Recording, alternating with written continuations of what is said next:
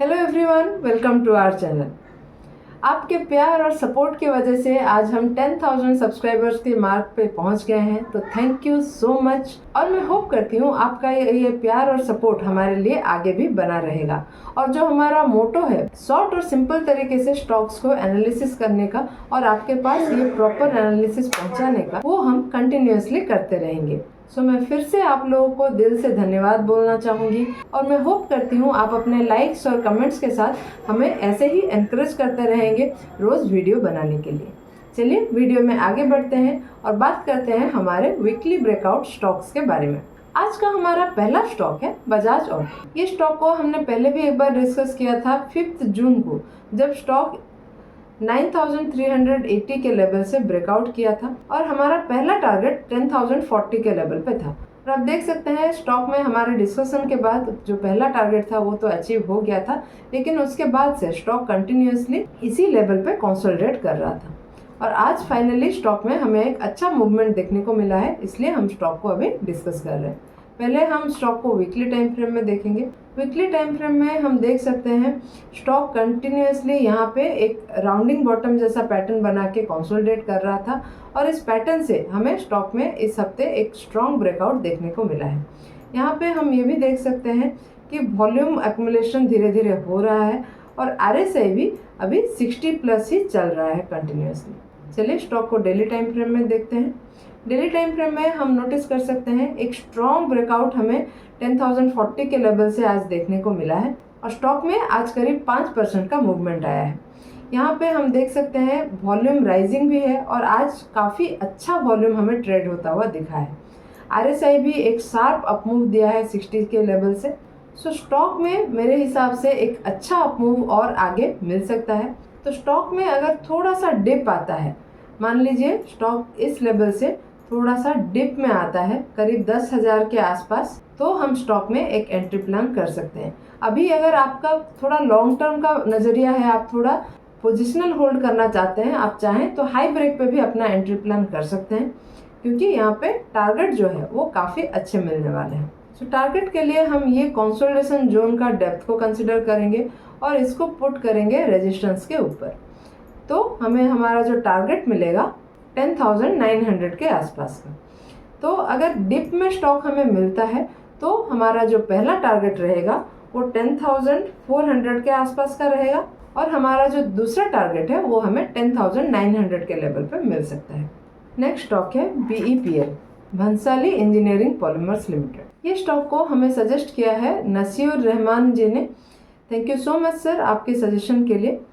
चलिए ये चार्ट को एक बार हम वीकली टाइम फ्रेम में देख लेते हैं। यहाँ पे हम देख सकते हैं 145-150 का ये जो लेवल है ये स्टॉक के लिए एक इम्पॉर्टेंट लेवल है और इस लेवल पे स्टॉक में करीब 2018 से ये कंसोलिडेशन हो रहा था और लास्ट मंथ हमें इस लेवल से स्टॉक में एक ब्रेकआउट देखने को मिला था, लेकिन ब्रेकआउट के बाद स्टॉक कंटिन्यूसली इसी सपोर्ट के आसपास ही कंसोलिडेट कर रहा था और इस हफ्ते हमें स्टॉक में इस कंसोलिडेशन जोन के हाई से ब्रेकआउट देखने को मिला है।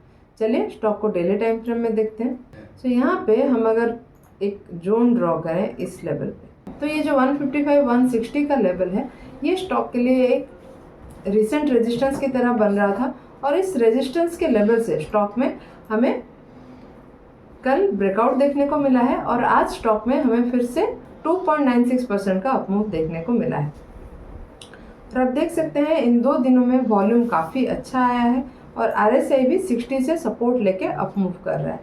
सो अगर किसी भी रीज़न से स्टॉक में थोड़ा सा डिप आता है, या तो इस रेजिस्टेंस के लेवल से या फिर इस 150 के लेवल से, जो पहले स्टॉक के लिए एक रेजिस्टेंस था, ये भी एक बहुत ही बड़ा रेजिस्टेंस का लेवल था स्टॉक के लिए, तो एक स्ट्रॉन्ग सपोर्ट की तरह भी आगे बन सकता है। तो यहाँ से भी स्टॉक अगर हमें कुछ अच्छा बुलिश सिग्नल देता है तो हम स्टॉक में अपना एंट्री प्लान कर सकते हैं। उसके साथ साथ ये हमारा 20 EMA का लेवल भी है, इसलिए ये दोनों लेवल को नज़र में रखें।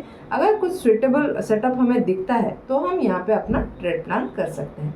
और ये स्टॉक में हमें काफ़ी अच्छे टारगेट्स आगे मिल सकते हैं, क्योंकि ये करीब 6 साल का एक मल्टी ईयर ब्रेकआउट हमें अभी देखने को मिल रहा है।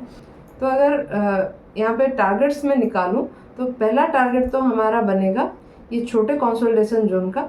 यहाँ पे अगर मैं एक प्राइस रेंज ड्रॉ करूँ और इसको अगर रेजिस्टेंस के ऊपर प्लॉट करूँ तो हमारा पहला टारगेट हमें मिल रहा है 236 के लेवल पे, और दूसरा टारगेट के लिए हम बड़े कंसोलिडेशन जोन का प्राइस रेंज ड्रॉ करेंगे और इसको भी हम पुट कर देंगे रेजिस्टेंस के ऊपर। तो हमें दूसरा टारगेट मिल रहा है 276 के लेवल पे। ये स्टॉक में भी अगर आपका थोड़ा पोजिशनल व्यू है, आप हाई ब्रेक होने पे एंट्री प्लान कर सकते हैं। तो हाई ब्रेक पे भी अगर एंट्री बनता है तो पहला टारगेट 33% का और दूसरा टारगेट करीब 57-58% का यहाँ पे बन रहा है। चलिए देखते हैं हमारा अगला स्टॉक इंडिगो। इस स्टॉक को हम अभी वीकली टाइम फ्रेम में देख रहे हैं और आप देख सकते हैं यहाँ पे एक बहुत ही बढ़िया पोल एंड फ्लैग स्ट्रक्चर हमें देखने को मिल रहा है, और इस पोल एंड फ्लैग स्ट्रक्चर से एक स्ट्रॉन्ग ब्रेकआउट भी इस हफ्ते हम देख सकते हैं। तो ये जो ट्रेंड लाइन हमने ड्रॉ किया है, इस ट्रेंड लाइन को स्टॉक रेजिस्टेंस की तरह ले रहा था और इस हफ्ते स्टॉक में हमें ये स्ट्रॉन्ग ब्रेकआउट देखने को मिला है। और आप देखेंगे तो वॉल्यूम भी यहाँ पे हमें राइजिंग दिख रहा है। RSI भी काफ़ी बुलिश है, अभी 60-65 से सपोर्ट लेके अप मूव कर रहा है। और अगर मैं यहाँ पे 20 EMA प्लॉट करूँ तो आप देख सकते हैं स्टॉक कंटिन्यूसली 20 EMA को ही सपोर्ट ले रहा है, और अभी भी ये अप मूव जो आया है 20 EMA के आसपास से ही सपोर्ट लेके स्टॉक अप मूव किया है। तो डेली टाइम फ्रेम में हम देख सकते हैं ये ट्रेंड लाइन को स्टॉक कंटिन्यूस रेजिस्टेंस ले रहा था, और इस रेजिस्टेंस से स्टॉक में हमें आज एक बहुत ही बढ़िया ब्रेकआउट देखने को मिला है। और लास्ट 2 डेज का अगर आप वॉल्यूम को भी देखेंगे, ये काफ़ी स्ट्रॉन्ग वॉल्यूम यहाँ पे हमें देखने को मिल रहा है। RSI भी 40 से 60 के बीच में ही चल रहा था, लेकिन ये जो अपमूव मिला है लास्ट 2 डेज में, RSI में भी हमें एक शार्प अपमूव देखने को मिल रहा है। तो यहाँ पे एंट्री कैसे प्लान करना है, तो हम देख सकते हैं स्टॉक में ऑलरेडी एक बड़ा मूव आ चुका है, तो यहाँ पे एंट्री करना थोड़ा रिस्की हो सकता है। तो अगर स्टॉक में डिप आता है तो हम यहाँ पे अपना एंट्री प्लान करेंगे। तो डिप कहाँ तक का हो सकता है, देखिए पहले तो यहाँ पे 4600 के लेवल पे, और दूसरा हमारा 4470 के लेवल पे। तो ये दोनों लेवल्स को आप नज़र में रखें। स्टॉक या तो यहाँ पे रिटेस्ट कर सकता है या फिर इस लेवल के आसपास भी रिटेस्ट कर सकता है।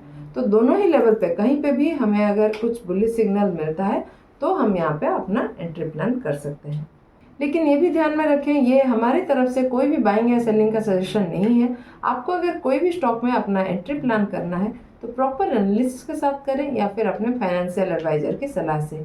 आपको हमारा आज का एनालिसिस कैसा लगा हमें कमेंट में लिख के ज़रूर बताइएगा, और अगर पसंद आया हो तो वीडियो को लाइक और चैनल को सब्सक्राइब करना बिल्कुल मत भूलिएगा। ऐसे ही और टेक्निकल एनालिसिस के साथ मिलते हैं अगले वीडियो में। Thank you.